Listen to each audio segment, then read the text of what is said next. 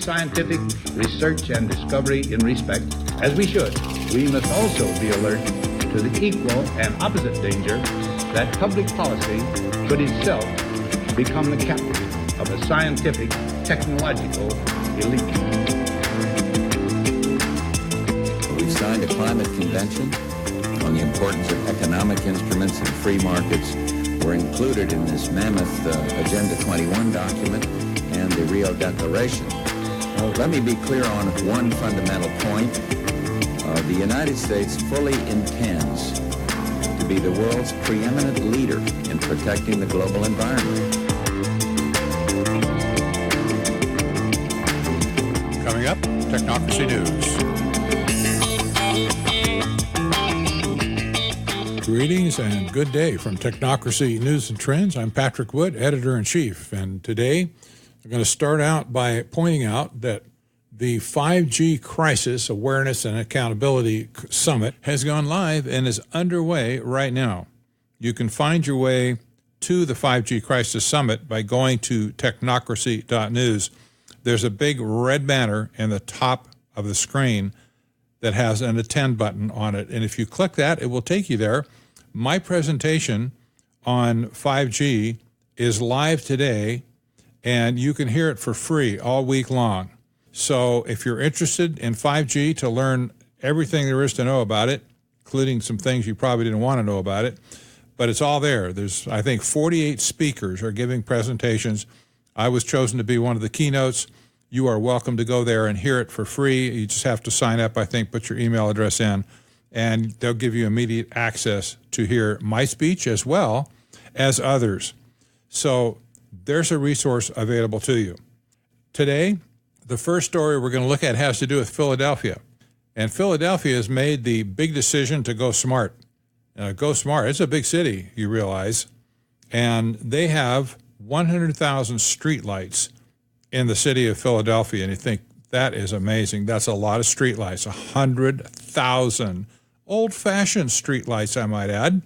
But they're going smart, and they're making a commitment to install 100,000 smart streetlights. That is the ones that have all the fancy gear in them. They're Wi-Fi enabled, and you can put cameras on them and microphones and loud noise sensors and things like that to make the city truly smart. And of course, they'll transmit the information from each pole back real time to a centralized HQ. I wrote in this article, all 100,000 of Philadelphia's streetlights will be replaced with Wi-Fi enabled poles capable of total surveillance.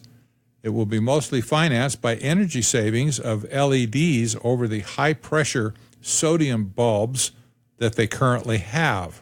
And so this article, which comes from Philadelphia, it notes that Philadelphia was the first city in America with public streetlights, thanks to Ben Franklin's introduction of the oil candle in colonial times.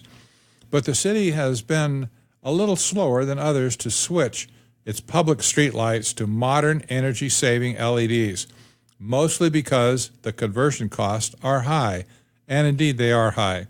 So what they're trying to work out is paying for all those new streetlights with cost savings by using the LED portion of these bulbs to light the streets. But they will be controlled via Wi-Fi, each one individually, from a central HQ.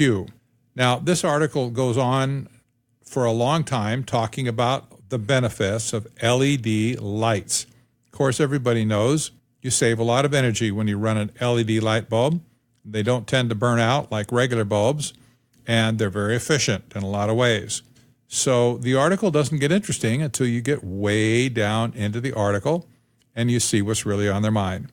So I put this paragraph at the very top in my comments. Buried at the bottom of this story is the following paragraph, quote, "The switchover to a smart LED lighting system controlled through a wireless mesh network also opens the possibility that the devices could provide more than illumination, but an interconnected system of security cameras, air quality monitors, traffic and pedestrian counters, or acoustic gunshot detectors." The city manager notes the more bells and whistles you put in there, the more it costs. Well, that's certainly true. But Philadelphia is setting themselves up with a platform that will be able, if they choose to implement total surveillance in the city, replete with cameras, microphones, loud noise sensors, etc. Will this help the Philadelphia Eagles to win more football games this year? Probably not, but at least the people getting to the games will be able to bask in the LED lights and have their picture taken at the same time. Well, the next story is back to Google again. We've covered in the pages of Technocracy News and Trends Google's activities up in Toronto, Canada, where they have embarked on establishing a smart city, or at least an area of a city up there to be a smart mini city called Quayside. And Quayside has had its share of problems ever since it started. It's kind of a crazy city design, but citizens and privacy advocates alike have risen up against Quayside and said, guys, you've gone too far. You're collecting information on everybody and everything in between, and you just can't do this. That hasn't really stopped Quayside from moving forward, but there's been a few resignations at the city level along the way, and the citizens up there are still hopping up and down that they don't want anything to do with Quayside. But Google is taking off in a different direction in San Jose, California. And not just San Jose, but in downtown San Jose. And this title reads, Google launches new smart city project in downtown San Jose. And I even put a map up, their map, of what it's going to look like or what the boundaries of the area are. The article starts out, it says, years after it began fueling speculation by buying up huge swaths of property near Diridan Station, Google has provided the first peek at what the search giant hopes will be a vibrant, mixed-use community woven into the fabric of the city's urban heart. At a widely anticipated community meeting Thursday evening, the tech giant unveiled a design for a mile-long stretch of formerly industrial land west of Highway 87 that includes thousands of new homes, offices, public plazas, art, cultural space, and at least one hotel.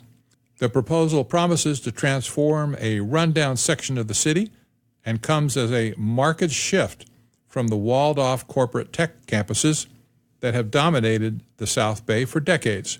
It's not your grandfather's tilt-up suburban Silicon Valley office building, said Mayor Sam Liccardo. Google chose this part of San Jose in large part because of Diridan Station, which in the coming years is set to become one of the largest transit hubs on the West Coast, with BART, Caltrain, bus service, and perhaps even high-speed rail, all servicing the terminal. But in Google's vision, riders will emerge from the station not into the current drab expanse of flat parking lots, but into a bustling plaza lined with new office buildings anchored by cafes and shops on the ground floor to draw people in. While the company has not yet released renderings of the project, the images released Thursday provide the clearest picture yet of what Google is imagining. Across from the southwest corner of the SAP Center, Google wants to create some housing, an apparent nod to advocates who called for homes to be located near the station. Northwest of the Shark Tank, Google has plans for a hotel. That, in part, is meant to counter major conversion of housing in the area into short-term rentals through something like Airbnb. Alexa Arena, Google's director of real estate development, likened Google's vision to the company's modern, pedestrian-friendly King's Cross project in central London, adjacent to the famed St. Pancras train station that whisks riders across the English Channel to Paris and beyond. Both Google workers and San Jose residents alike, she said, want to emerge from the station directly into a vibrant city. And she insisted Google wants to build a space that retains a diverse, unique San Jose feel. To the north, the company wants to preserve some industrial character with space for artists to be creative. To the south, Google's design focuses more on local retail and connecting with nature, creating and updating pathways near the Los Gatos Creek. Housing and office space would be incorporated on both sides. The space shouldn't have any hard edges, Arena told the news organization, noting that While San Jose recently voted to allow much taller buildings near Dearden Station, Google doesn't plan to build high in the sky anywhere. In some spots, Arena said, shorter structures might be more appealing than towers near residential neighborhoods with single-family homes, for instance. Overall, the company plans to create an estimated 6.5 million square feet of office space and 3,000 to 5,000 homes, well beyond what the city had anticipated for the area.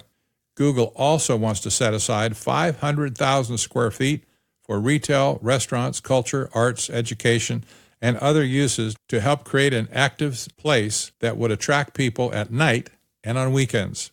San Jose has a serious housing crisis and also a serious job deficit, Wallace said, so I'm really excited about Google taking significant steps to address both of those twin challenges. And isn't everybody just thrilled that Google is going to build some more housing in downtown San Jose? You can bet, number one, this will not be low-income housing at all, even though there will be new units. The people that can afford those units are likely receiving high income, and that will pretty much automatically exclude anybody that's outside of that working class of people. So Google tried it up in Quayside and Toronto, and now they're going to do it as an experiment from the ground up in downtown San Jose.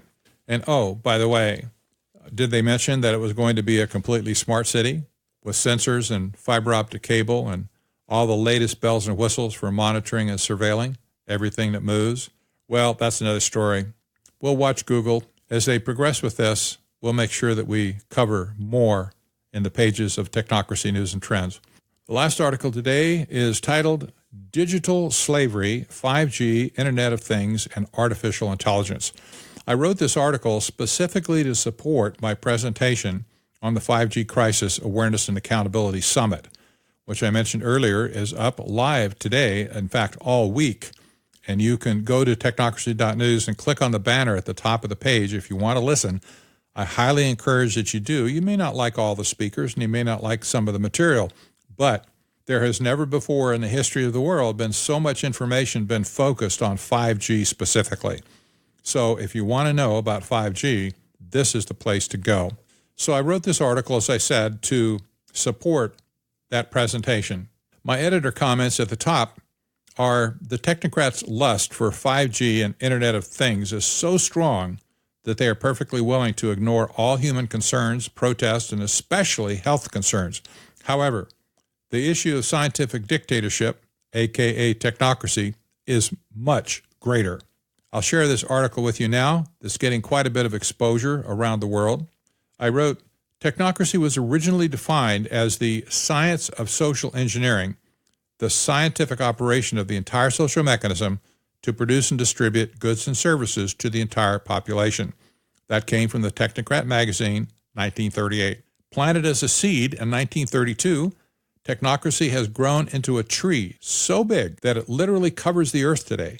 That is, through the rebranding and repurposing by the United Nations as Sustainable Development Agenda 21, 2030 Agenda, New Urban Agenda, etc. Furthermore, it is like a hydra-headed monster with many tentacles and expressions. But we must never lose sight of the common purpose of all, kill the world's economic system of capitalism and free enterprise, and replace it with the vacuous economic system, sustainable development. Since technocracy is a resource-based economic system, people like you and I are considered as mere resources on the same level as cattle and livestock on a ranch. If people are just animals who selfishly consume resources, then they must be monitored, managed, and limited in their consumption. To this end, technocracy originally called for the total surveillance of all people, all consumption, all production, and all energy consumed in every activity. The outcome was to control all consumption and production.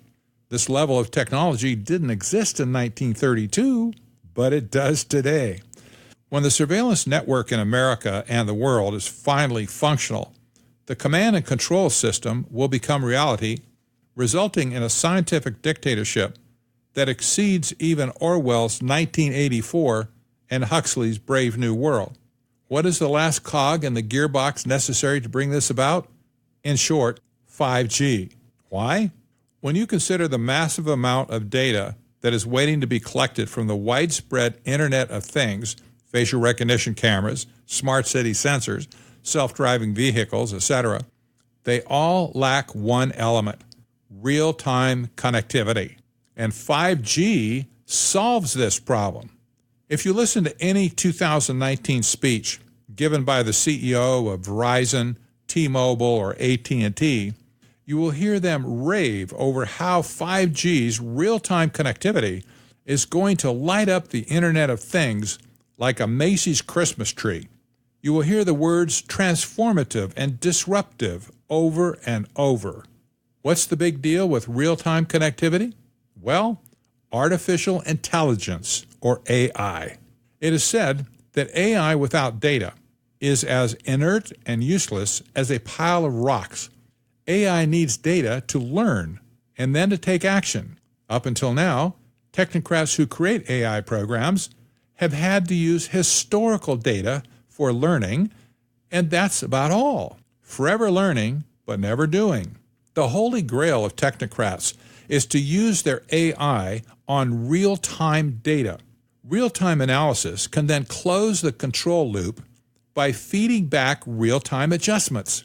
This has never been done in the history of the world, but thanks to 5G, technocrats everywhere are salivating to dive into the control business. That is, the scientific operation of the entire social mechanism. Let me give you an example. Say you are an engineer and you designed and built a state-of-the-art fire truck that will revolutionize firefighting. There it sits on display for everyone to see. You start the engine, and everyone is duly impressed, but still, it just sits there. Without water, i.e. the data, to pump through the numerous hoses, everyone, including yourself, can only imagine what it would be like. In fact, your engineering dream is quite useless until you take it to an actual real-time fire and blast away with the water cannons to douse the flames. Then you will know if you were successful or not. Well, technocrats understand this. They know that 5G will fully enable their AI inventions and dreams. Unfortunately for us, they also know that it will enable the feedback loop to control the objects of surveillance, namely us. The technocrats' lust for 5G and the Internet of Things is so strong that they are perfectly willing to ignore all human concerns, protests, and especially health concerns. Perhaps now you can understand how and why they are living out the old nautical phrase, damn the torpedoes, full speed ahead. Risks don't matter. Danger doesn't matter. Collateral damage doesn't matter. To the extent that we citizens can nullify the rollout and implementation of 5G, we will scuttle the technocrats' ability to establish a scientific dictatorship. Truly, it is we who should be mounting the counterattack with our own cry of damn the torpedoes, full speed ahead. Again, I remind you the link to get to the 5G Crisis Summit webpage is at the top of technocracy.news. Please take a venture, click on it, and go there and share it with people you know that also need to know about 5G. I'm Patrick Wood for Technocracy News and Trends. We'll see you next time.